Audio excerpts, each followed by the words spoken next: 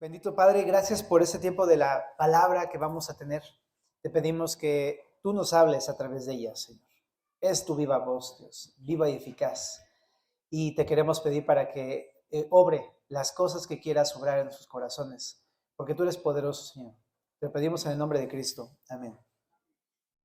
Bueno, la carta a los Efesios. Qué carta tan más hermosa, ¿verdad? Es una carta que nos habla de una manera profunda acerca de lo que significa tener una relación con Cristo. Y hemos comenzado a ver durante todo este capítulo cómo Dios nos ha salvado. Es uno de los temas más importantes de Efesios, ¿no? Pero en esta obra de salvación interviene Dios. No es una cuestión humana, sino que es una cuestión de Dios. Él es el que nos ha salvado.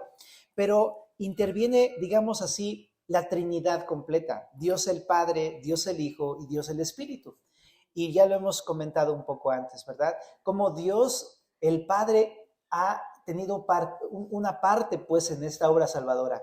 Y por eso vimos en el verso número 3 al verso número 6 cómo es que Él interviene en ese proceso de salvación. Él nos bendijo con toda bendición espiritual, nos escogió, nos adoptó, ¿verdad? Nos hizo aceptos. Son cosas que el Padre hizo en esta obra salvadora. Pero también el Hijo participa, Jesucristo. En Él tenemos redención por su sangre, el perdón de pecados. Es lo que tenemos en Cristo. Pero también nos dio de su gracia. Pero también, dice aquí en el verso número 9, nos dio a conocer el misterio de su voluntad. ¿Y cuál era? El de reunir todas las cosas en Cristo en la dispensación del cumplimiento de los tiempos. ¿Te acuerdas? Es decir, que nos dio a conocer su plan. Y este plan era que Él quería reunir todas las cosas en Cristo, ¿verdad? Y habla acerca de cómo en algún momento vamos a reunirnos los creyentes con el Señor. Pero también hablábamos de que en Cristo tenemos herencia. Son otras de las bendiciones del Hijo. Herencia. Y dijimos dos cosas. Tanto Él nos va a dar su herencia como nosotros somos su herencia. ¿Te acuerdas? Y bueno, son bendiciones del Padre y del Hijo en la obra salvadora. Pero en esta ocasión vamos a hablar de las bendiciones del Espíritu Santo en esta obra salvadora. Así es que vamos a leer en el verso número 13 y 14, que es lo que vamos a estudiar el día de hoy. Efesios 1, 13 y 14 dice: en Él también vosotros, habiendo oído la palabra de verdad, el evangelio de vuestra salvación, y habido creído en Él, fuisteis sellados con el Espíritu Santo de la promesa, que es las arras de nuestra herencia hasta la redención de la posesión adquirida para alabanza de su gloria. Bueno, son dos versículos los que vamos a ver el día de hoy. Y te decía, habla de las bendiciones del Espíritu Santo. Para comenzar, dice, en Él. Estas bendiciones son gracias a ¿quién? A Cristo, al estar en Él, en Cristo. ¿Te acuerdas qué significaba este concepto cuando lo explicamos en la introducción? Cuando estuvo aquí Manín explicándolo, ¿verdad? En Cristo significa algo así de manera sencilla como al estar unidos a Cristo o al entrar en una relación personal con Cristo.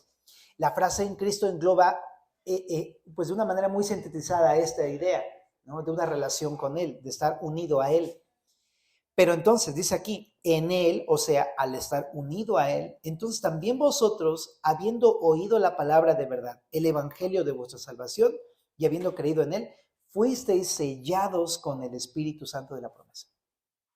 Aquí toca un primer punto bien importante. Una primer bendición del Espíritu Santo es que fuimos sellados con el Espíritu Santo de la promesa. Ese es, digamos, el punto central de este par de versículos. ¿Okay? Entonces, si podemos anotar así de, a ver, ¿qué bendiciones me da el Espíritu? El haber sido sellado por Él. Pero vamos a explicar qué significa esto. Esta palabra, fuisteis sellados, aunque aparecen dos palabras en español, realmente es una palabra en griego. Es la palabra, a ver si te la puedo decir bien, efragistite, algo así. Es una palabra griega muy, muy interesante. También aparece el verbo de esta palabra que nos va a interesar para nuestro estudio el día de hoy. Esta palabra efragistite está escrita en aoristo indicativo voz pasiva. Y tú, otra vez, ¿te acuerdas que lo dijimos la otra vez? Esta es un modo verbal que es común en el griego antiguo, pero que no existe en español. Pero lo que significa es que el sujeto recibe la acción en algún momento del pasado. ¿Te acuerdas que pusimos en aquel ejemplo pasado, ese ejemplo de, no es lo mismo, yo me desato la correa de mi tenis, a decir, fui desatado de la correa de mis tenis? ¿Te acuerdas de eso, de ejemplo que dijimos? En este tipo de verbos, la persona recibe la acción. Yo fui desatado de mis zapatos. ¿Okay? Y entonces este verbo es de este tipo, es un aoristo indicativo voz pasiva. El sujeto recibe la acción. ¿Qué significa? Que nosotros, dice esta oración, nosotros hemos recibido la acción. ¿Cuál es la acción? Ser sellados. En algún momento del pasado ocurrió esto, que tú y yo fuimos sellados. No es algo que nosotros hicimos, sino que es algo que recibimos nosotros. ¿Ok? Fuimos sellados. Ahora, la raíz de esta palabra, efrayistite, es la palabra sfragisto, que significa sellar, marcar, confirmar o asegurar. Y eso hace referencia a los sellos de la antigüedad. Los sellos antiguos, sobre todo en la cultura judía, sobre todo eran de arcilla. No sé si has visto las películas antiguas donde te ponen un sello así como con una impresión y se deshace el sello, y entonces cuando pones este sello en un papel, sella el papel para que no se abra el rollo. ¿Lo has visto? Ajá. Entonces es algo así. Era un sello de arcilla que se usaba para sellar documentos, como por ejemplo los testamentos que dejaban los papás a sus hijos herederos al morir. Y denotaba dos cosas principalmente un sello. Número uno, pertenencia.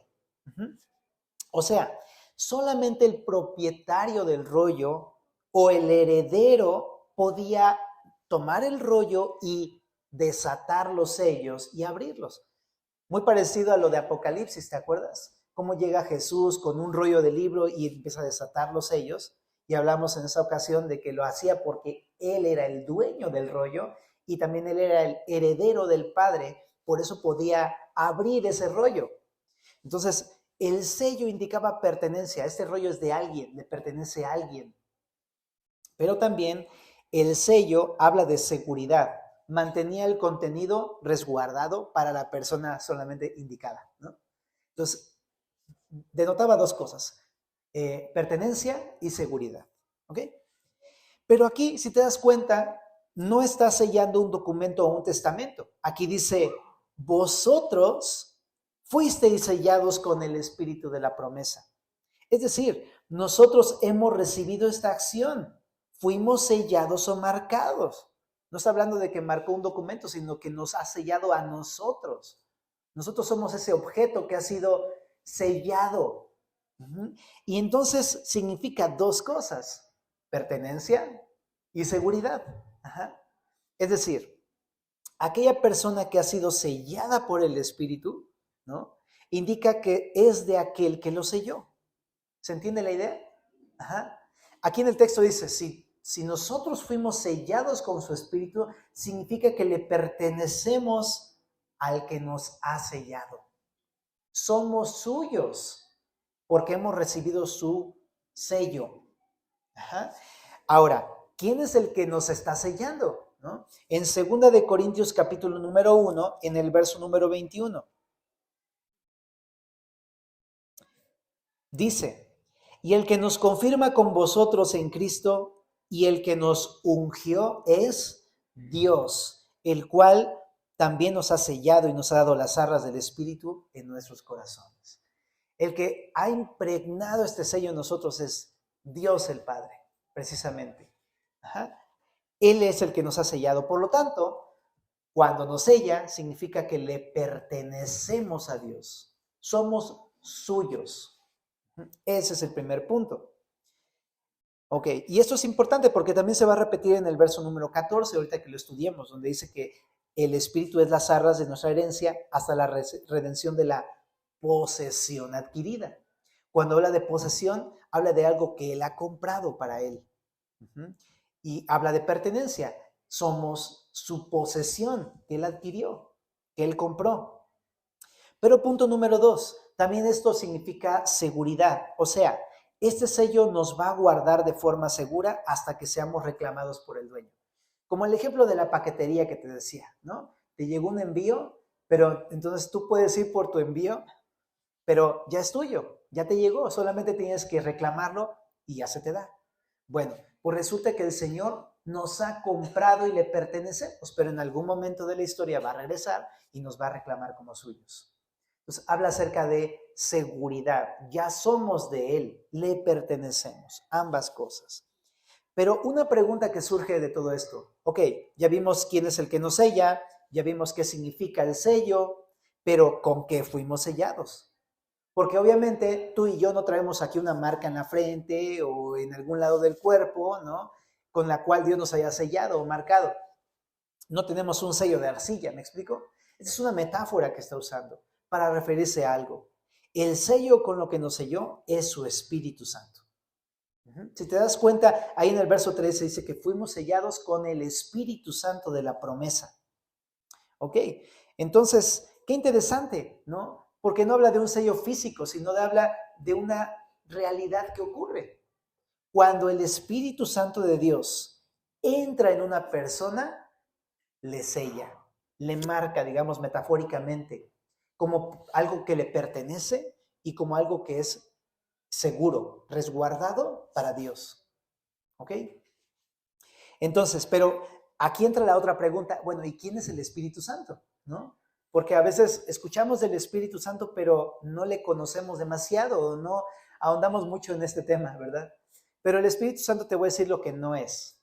Primeramente, no es una energía, ¿no? De repente cuando te imaginas algo, cuando escuchas la palabra espíritu, no sé si te ha pasado, ¿en qué piensas? ¿No?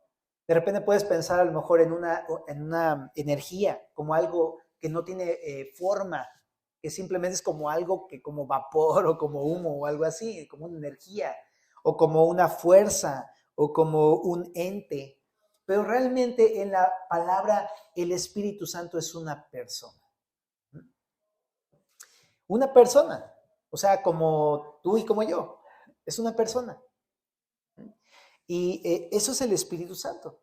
Pero este Espíritu tiene el poder o la facultad de entrar en una persona. Eso está muy interesante, ¿no? Su cuerpo no es como el de nosotros, su cuerpo es distinto y tiene la capacidad de entrar y habitar en alguien. Eso es lo que nos habla la Biblia del Espíritu Santo.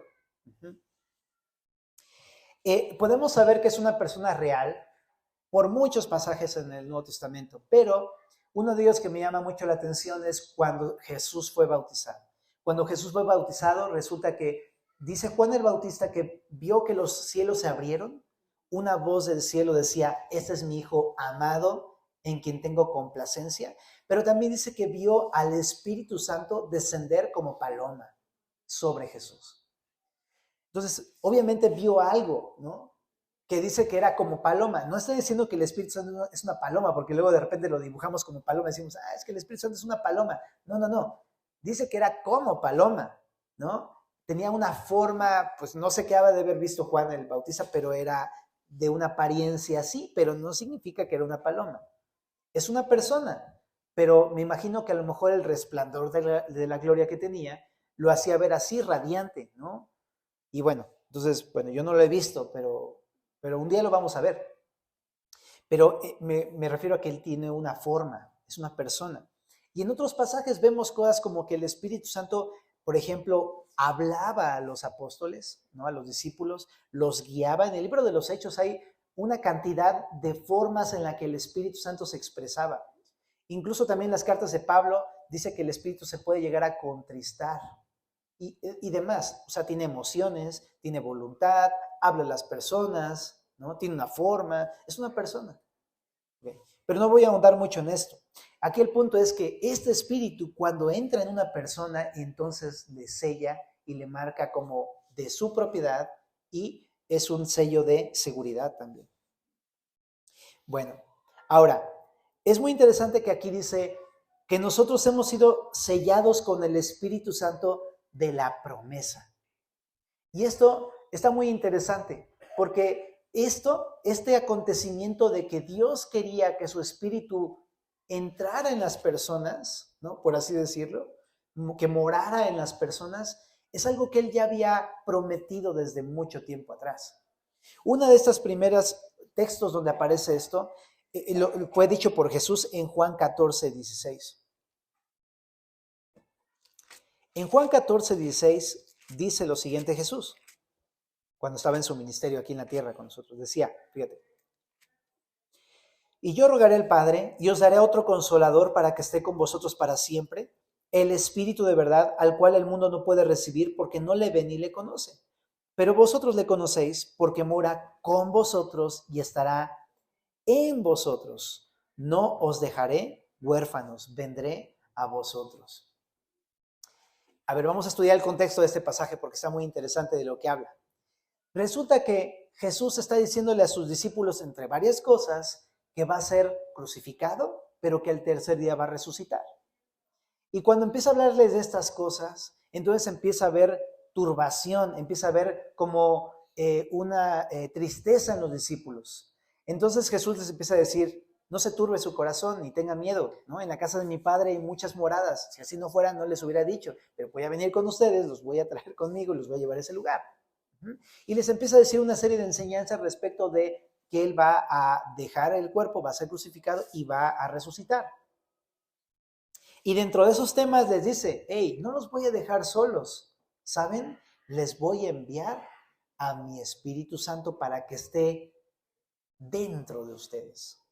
Les dice, lo conocen porque está con ustedes, pero va a estar en ustedes. Y aquí esta palabra en que está hablando en el versículo 17 es importante. La palabra griega en es la palabra dentro de. Lo que está diciendo es, les estoy prometiendo una cosa, me voy a ir, pero voy a prometerles que mi espíritu va a entrar en ustedes. Y es algo que al espíritu ya lo conocían porque le dice, está con ustedes. Es algo que estaba con. La palabra con en el griego significa junto a ustedes, junto de. Y sí, porque hemos visto cómo el Espíritu Santo estaba junto con ellos y todo el tiempo los estaba guiando a Jesús, los estaba confrontando, les estaba mostrando a los discípulos su necesidad de creer en Jesús, pero todavía hasta el momento no lo habían hecho. Más adelante en Juan 21 es cuando los discípulos creen por primera vez y entonces el Espíritu pasa a estar de junto de ellos a estar en ellos, dentro de ellos. Pero entonces a lo que voy es que es algo que Jesús había prometido, que el Espíritu Santo podía estar dentro de ellos. Y no es la única porción en la Biblia. En Ezequiel 36, mucho tiempo atrás, también se le había dicho esto al pueblo judío. En Ezequiel 36, que por cierto estamos viendo Ezequiel, ¿verdad? Los miércoles. En Ezequiel 36, en el verso 26, Dios dice esas palabras a través del profeta Ezequiel. Os daré corazón nuevo y pondré espíritu nuevo dentro de vosotros. Y quitaré de vuestra carne el corazón de piedra y os daré un corazón de carne. Y pondré dentro de vosotros mi espíritu y haré que andéis en mis estatutos y guardéis mis preceptos y los pongáis por obra. ¿Te das cuenta cómo desde antes ya Dios había dicho esto? Que Él quería habitar en su pueblo, dentro de su pueblo. También más adelante, por ejemplo, en Joel capítulo número 2, en el verso número 28. Entonces, voy rápidamente aquí a Joel. En el capítulo 2, verso 28 dice, después de esto derramaré mi espíritu sobre toda carne y profetizarán vuestros hijos y vuestras hijas. Vuestros ancianos soñarán sueños y vuestros jóvenes verán visiones. Y también sobre los siervos y sobre las siervas derramaré mi espíritu en aquellos días. Y daré prodigios en el cielo y en la tierra, sangre y fuego, columnas de humo, etc. Pero aquí el punto, entonces, si te das cuenta, es como Dios había prometido que el espíritu sería dado a su pueblo y habitaría dentro de su pueblo. Qué interesante, ¿verdad? Y este espíritu iba a producir algo en sus vidas. Dice aquí, iba para empezar a producir vida. ¿Por qué? Porque tenían un corazón como de piedra, que era insensible a las cosas de Dios. Pues la piedra, una piedra no tiene vida, está muerto. Y así estaba el corazón de su pueblo. Pero Dios, con su espíritu, al habitar dentro de ellos les iba a dar vida. ¿Ok? Entonces, ¿qué es lo que estamos viendo? ¿Por qué estamos viendo todo esto? Bueno, si te pones a pensar, en esta carta a los Efesios está mostrando precisamente eso. Esta carta a los Efesios está mostrando como una cosa gloriosa, familia. Está mostrando que Dios había prometido esto a su pueblo en el Antiguo Testamento. Pero cuando llegó Jesús, dijo algo más. Le dijo a sus discípulos, también en ustedes estará el Espíritu. Y estas palabras en Efesios no se refiere solamente para el pueblo judío, sino para toda la iglesia. Es decir, lo que está mostrando Pablo es lo siguiente. La gran promesa, la gran bendición que nos da el Espíritu Santo es habitar dentro de la iglesia misma. Ya no solamente dentro del pueblo de Dios, sino dentro de toda la iglesia, la comunidad cristiana alrededor del mundo. Y eso es algo glorioso. Déjame ir a este siguiente punto para poder explicarte eso. Regresando a Efesios 1:13, ahí viene la forma en cómo el Espíritu Santo pasa a estar de junto a una persona, a estar dentro de una persona y le da un corazón de carne y le da vida y le da salvación. ¿Cómo? Esa es la pregunta que todos queremos saber. Y en el verso 13 ahí dice, en él también vosotros, habiendo oído la palabra de verdad, el evangelio de vuestra salvación, y habiendo creído en él, fuisteis sellados con el Espíritu Santo de la promesa.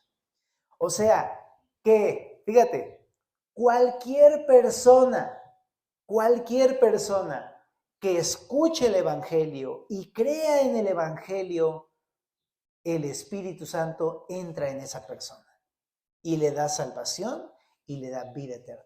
Y le da un corazón de carne que ahora puede hacer la voluntad de Dios. Qué impresionante es esta promesa. Y no solamente es para el pueblo judío, te decía, es para todo aquel que cree. Pero vamos parte por parte. Ahí en el verso 13, primero, la primera condición es habiendo oído la palabra de verdad. Ajá.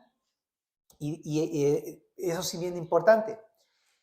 Para poder creer en el evangelio, hay que escuchar el evangelio.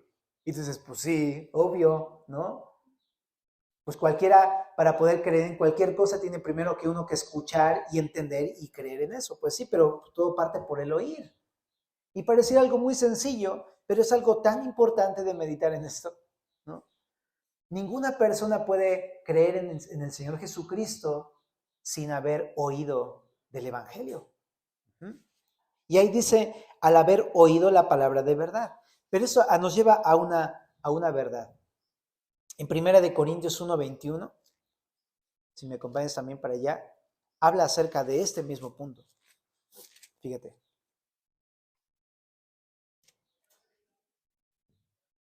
Pues ya que en la sabiduría de Dios el mundo no conoció a Dios mediante la sabiduría, agradó a Dios salvar a los creyentes por la locura de la predicación. Eso está sentando una base. Para poder creer en el evangelio necesitamos escucharlo, pero la forma que Dios ha decidido a través de la cual se lleve este proceso de salvación es a través de la locura de la predicación. Esa es la forma en cómo Dios lo ha determinado, ¿ok? Dios pudo haber determinado otra manera de poder creer en el Señor, pero es a través de la locura de la predicación. ¿A qué se refiere de esto, de la locura de la predicación?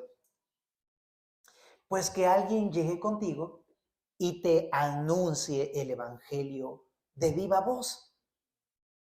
Yo sé que esto es una locura, en verdad, porque, no sé, o sea, pudo haber sido a lo mejor de otras formas, como que de repente el cielo se abriera delante de tus ojos y de repente empezaras a ver el trono de Dios y dijeras, wow, wow, sí, yo lo vi, ¿tú ya lo viste? Yo ya lo vi, y así. Pero no fue a través de estos medios, sino fue a través de que alguien llegó y te anunció de Cristo. Alguien llegó y te habló de Cristo.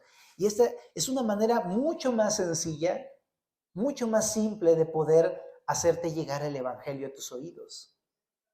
Pero a la vez es una forma muy sabia porque a través de esta forma cualquiera puede escuchar de Cristo. Pero me asombra, es una locura, ¿por qué? Pues por varias razones. Porque para empezar, o sea, ¿estás de acuerdo? ¿Es una locura que Dios quiera ocuparte a ti o a mí para algo así?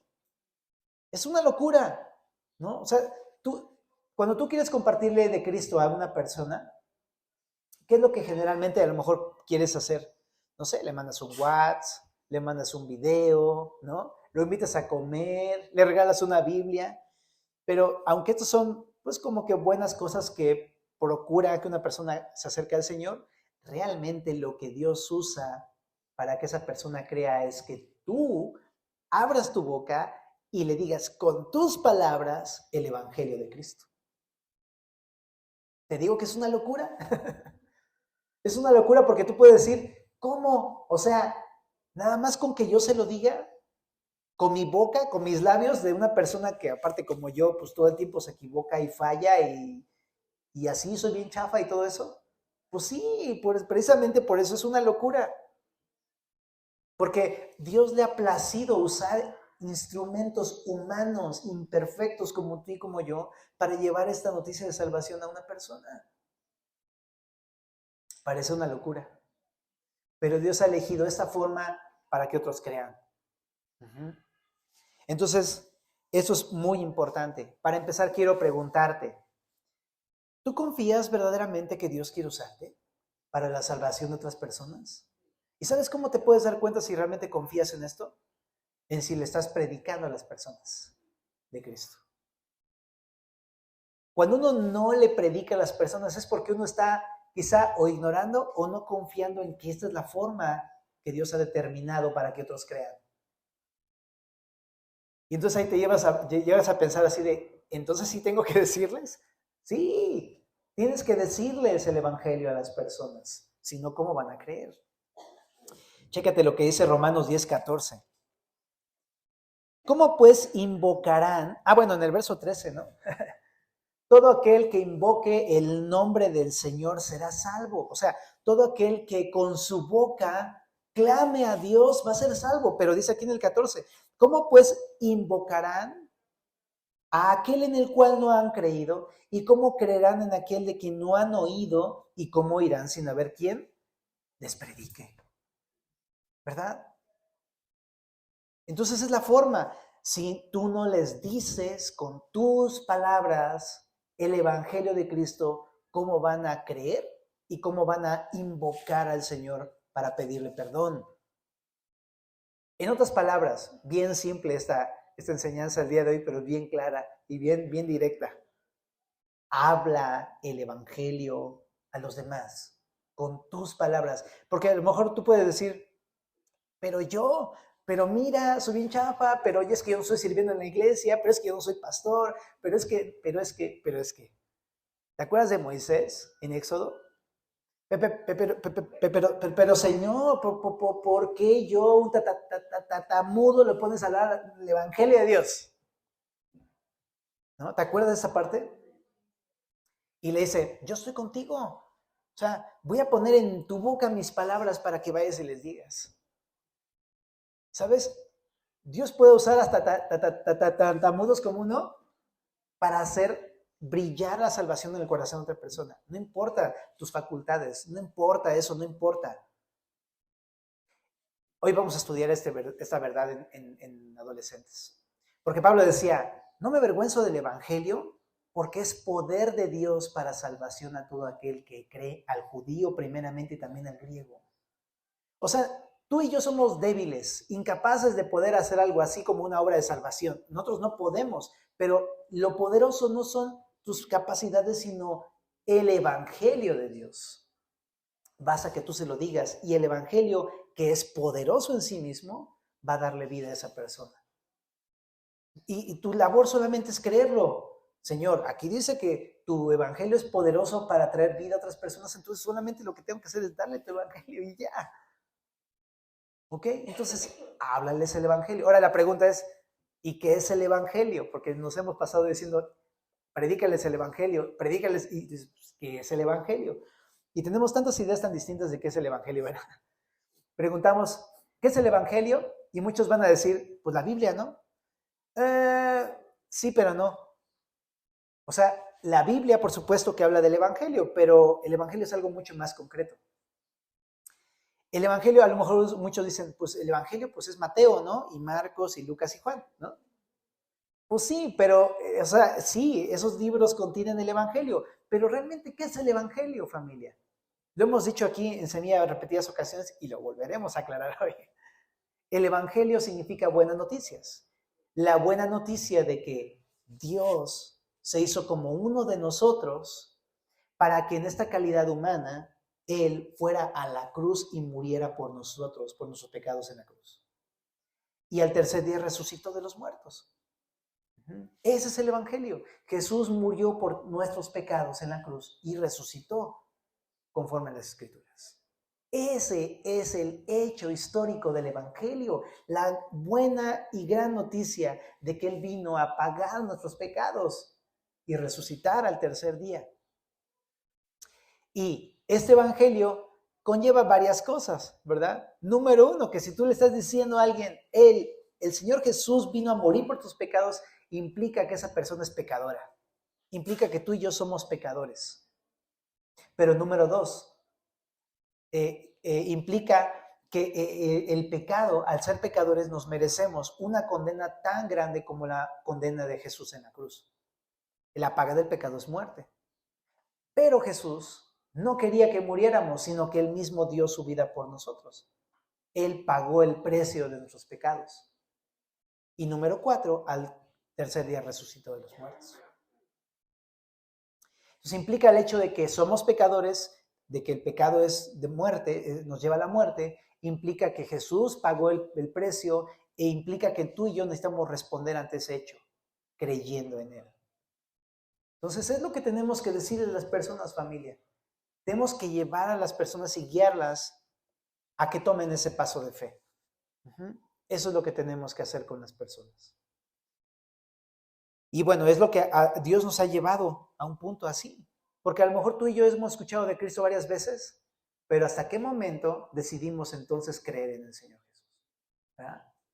Entonces, es así como entonces somos sellados por el Espíritu de la promesa. Pero decíamos que hay un primer punto. El primer punto es oír. Pero el segundo que decía ahí es creer, habiendo oído y habiendo creído, que son dos cosas distintas, ¿verdad? Ya te he puesto este ejemplo antes, pero no es lo mismo que yo te diga, préstame 1,000 pesos y mañana te los pago, y tú me digas, va, que va, y de repente ya cuando menos me doy cuenta ya te fuiste, ya no me los diste. Si no me los dices significa que no creíste en mí. Nada, me dijiste, sí, va, pero no me creíste, porque si me hubieras creído, me los hubieras dado. No te estoy pidiendo dinero, ¿eh? Otra vez no te pido dinero, pero es el punto. Creer implica acciones que muestran que verdaderamente hay una fe. Entonces, creer no solamente significa que yo escuché esto que hizo Jesús, sino que yo estoy depositando toda mi confianza en ese hecho, de manera que ahora empiezo a dar pasos, porque he creído de verdad en el Señor Jesús.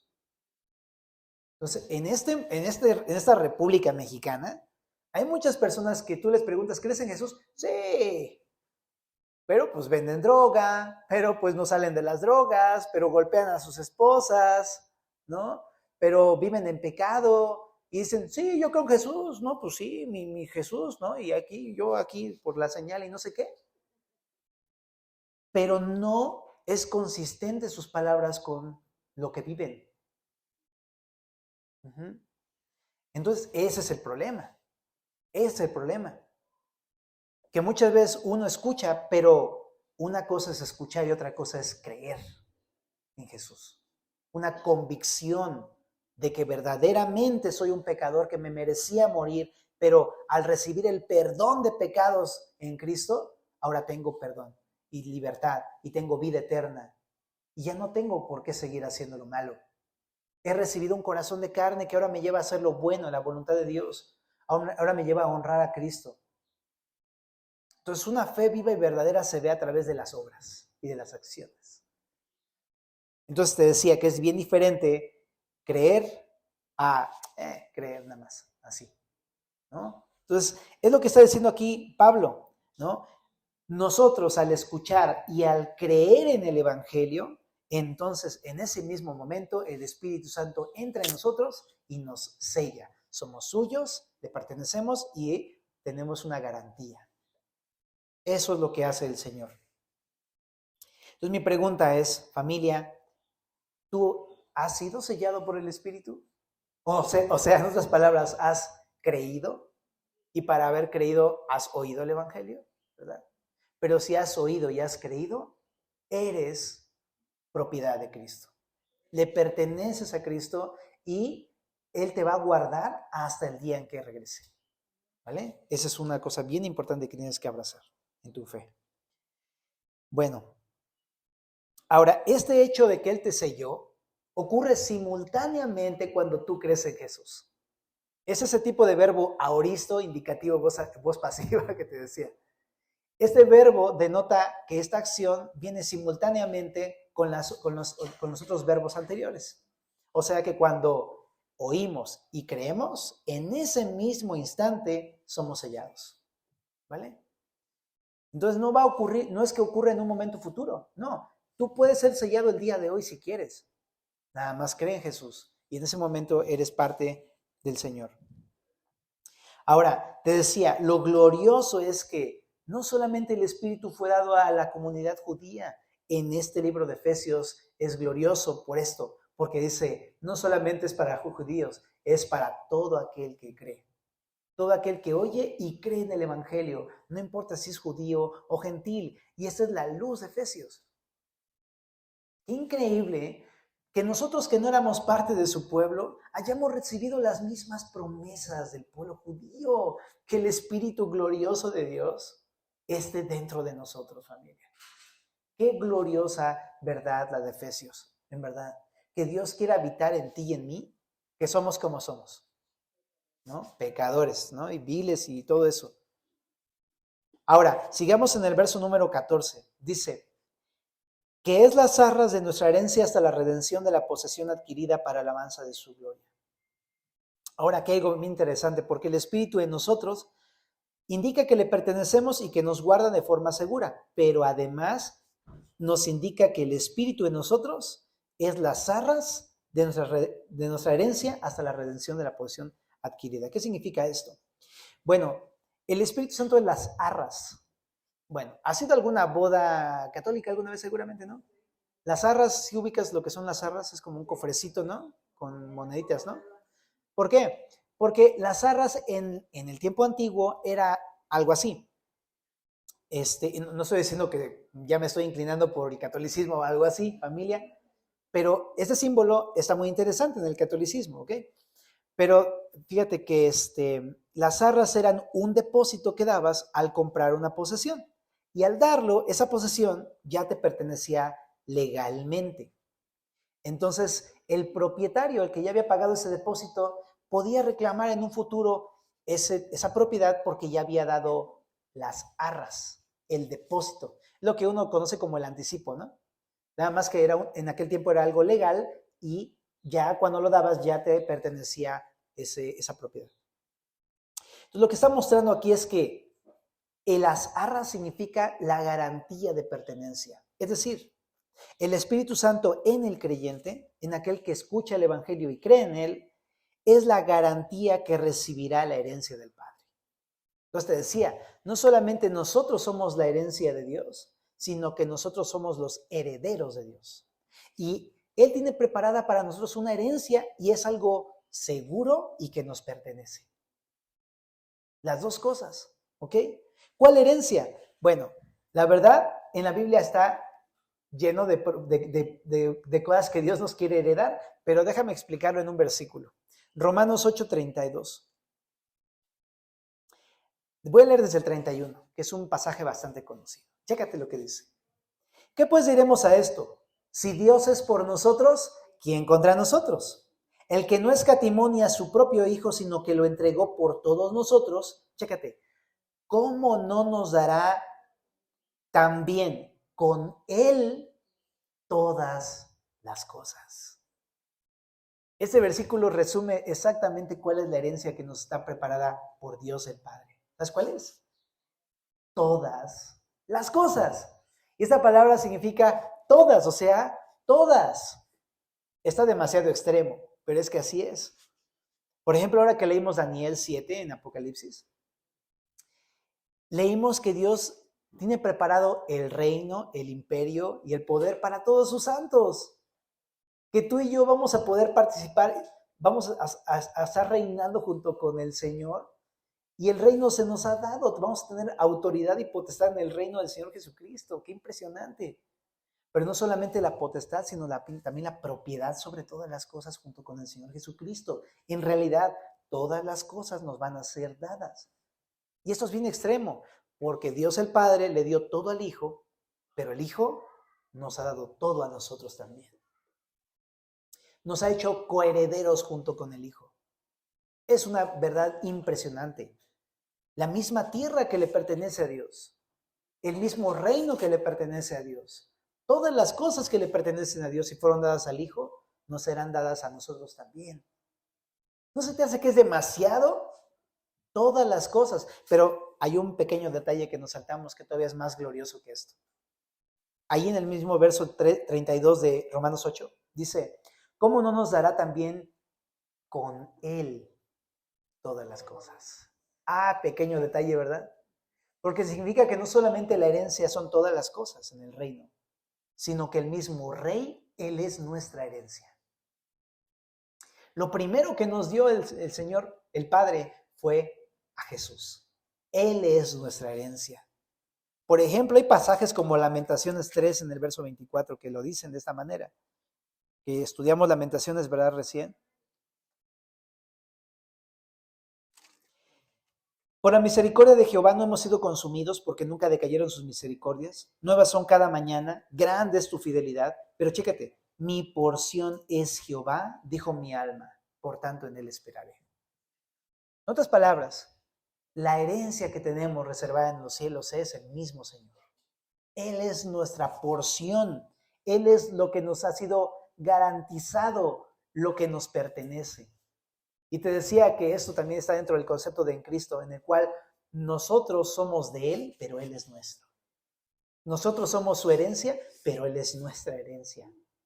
Estamos completamente unidos en Cristo. Eso es a lo que se refiere precisamente. ¿Y hasta cuándo es válida la garantía, joven? Porque ya ve que aquí cuando le compra un artículo en la tienda, tiene solamente 2 años de garantía o 10 años de garantía, ¿verdad? ¿Qué te ha pasado eso con algún artefacto electrónico, por ejemplo? Pero aquí en Efesios dice, es las arras de nuestra herencia hasta la redención de la posesión adquirida. O sea, que esta garantía alcanza hasta que llegue la redención final del pueblo adquirido por Dios, ¿no? Eso es. ¿A qué se refiere con esto? Bueno, ya lo vimos en el verso número 7, en Efesios 1, ¿no? Hablamos de lo que significa redención. Y dijimos que el Señor nos redimió en el pasado, pero también hay una redención futura en el cual Dios por fin nos va a hacer libre. ¿De qué? No solamente del pecado y del dominio del pecado sobre nuestras vidas, sino también nos va a hacer libres de la presencia del pecado en el momento en el que partamos con el Señor. Pues en ese momento en el que el Señor regrese y por fin nos dé un nuevo cuerpo y una nueva casa en los cielos, en ese momento, hasta ese momento va a ser válida la garantía. En otras palabras, la garantía que nos da el Señor de esta herencia es de aquí hasta que llegue el Señor. Nunca se va a acabar. Es algo seguro que Él no va a quitar de ti. ¿Por qué? Porque es algo que Él ya compró y ya te dio. Ajá. Y no es algo que te pueda llegar a quitar. Decía un pastor, ¿cómo puedes perder algo que tú no compraste? Pues no lo puedes perder porque ni siquiera te pertenece a ti esa cosa. La herencia que nos ha sido dada la compró Jesús y nos las ha otorgado por gracia. Y es algo que es seguro para ti y para mí. ¿Para qué? Para la alabanza de su gloria. Para que lo alabemos y lo exaltemos al Señor. Así que último punto, familia.